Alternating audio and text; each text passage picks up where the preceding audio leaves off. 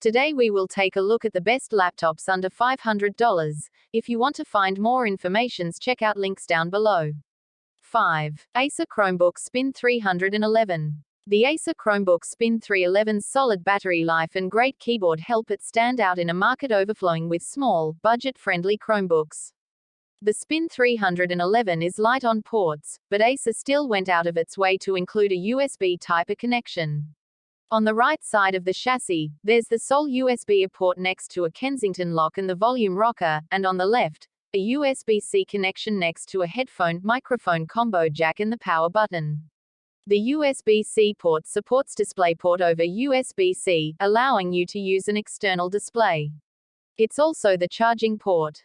The Spin 311's port selection is in line with what I'd expect at this price, given that competing Chromebooks like Lenovo's C330 come with the same range of ports. The C330, the Samsung Chromebook 4, and several other competing Chromebooks from HP and Acer all come with a USB 3.0 or better connection. 4. Dell Inspiron 15-3000. The Dell Inspiron 15-3000-3511 excels as a budget laptop that can handle day-to-day tasks and some very light gaming. The Dell Inspiron 15-3000-3511 comes equipped with 4 GB of RAM, 128 GB of solid-state drive storage, an integrated Intel UHD graphics chip, and an Intel Core i3-1115G4 processor. It wades in the shallow end of the graphics pool and comes with half the memory we'd expect of a decent laptop, but the processor is still a step up from the basement-dwelling Celeron CPU used in even cheaper laptops. The Inspiron 15-3000 did manage to place some numbers on the board, scoring 3,818 on the PC Mark 10 overall test. A number between 4,000 and 5,000 is what we look for here in a solid mainstream machine. It doesn't quite stick the landing, but it doesn't land too far off either. The next test on our list is Cinebench R23, the multi-core benchmark meant to exercise all of a processor's cores and threads.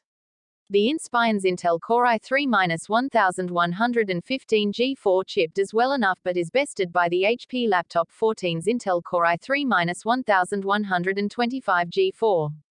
The Asus VivoBook 15 sat on the bench for this test, as Cinebench would not run on the hardware. We play a locally stored copy of the open-source Blender movie Tears of Steel on a loop at 50% brightness and at 100% volume, along with a few other battery testing tweaks. If the laptop doesn't have enough space to store a copy, we'll play the movie off of a drive. 3. Microsoft Surface Go 2. The Microsoft Surface Go 2 is a solid tablet with great battery life and a solid screen. The Surface Go 2 is nearly identical to its predecessor, at least until you turn it on and see the trimmed-down bezels surrounding its 10.5-inch screen. It's amazing what a little tweak can do. Most of the Surface Go 2's ports, the USB-C port, headphone jack and Surface connector, are on the right side, while the power and volume buttons sit on the top edge and the micro SD reader is on the left. The type cover touchpad is a little on the small side at 3.8 by 2.2 inches, but it offers smooth scrolling and speedy recognition of Windows 10 navigation gestures. It's got that traditional seesaw design where the top part doesn't click down, which may take some getting used to if you're like me and always disable tap to click. The Surface Go 2 has solved its predecessor's battery life problem, and offers all-day endurance. On our web surfing test, the Surface Go 2 made it 11 hours and 39 minutes.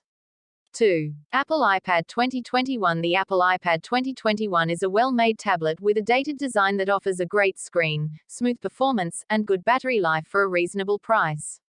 The new iPad looks the same as the old iPad, which looked roughly the same as the iPad before it. Apple seems uninterested in updating the look and feel of its entry-level iPad, making it feel like an almost charming throwback to the early days of tablets. When held in the portrait orientation, the home button is still prominently featured in the center of the bottom bezel, with a touched sensor built in so you can unlock the device with a fingerprint. Along the right edge you'll find the volume buttons and the SIM card slot on cellular models, while the power-wake button sits at right side of the top edge. On the far left of that top edge you'll find a headphone jack, making the iPad 2021 the only iPad model which supports wired headphones. If you're anything like me, you'll likely find yourself using it as a stand more than anything else, since the small membrane keys aren't very satisfying to type on and they're so close together that typing for long periods feels cramped and uncomfortable, at least, for my oversized mitts. The Apple iPad 2021 has the same 8 megapixels rear camera as its predecessor, and it does a similarly solid job of capturing details and color. It works well enough to capture good photos both indoors and out, though if you own a recent iPhone or premium Android smartphone, it probably takes better photos. 1. Lenovo Chromebook Duet. If you're looking for a good budget laptop and don't mind the idea of a hybrid tablet Chromebook, the Lenovo Chromebook Duet could be for you. The setup process, connecting the tablet, cover and keyboard, couldn't be easier.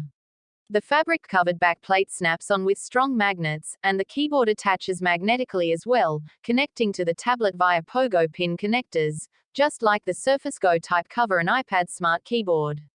Detaching the tablet from the cover and keyboard is one step too complicated, as you have to remove each item separately.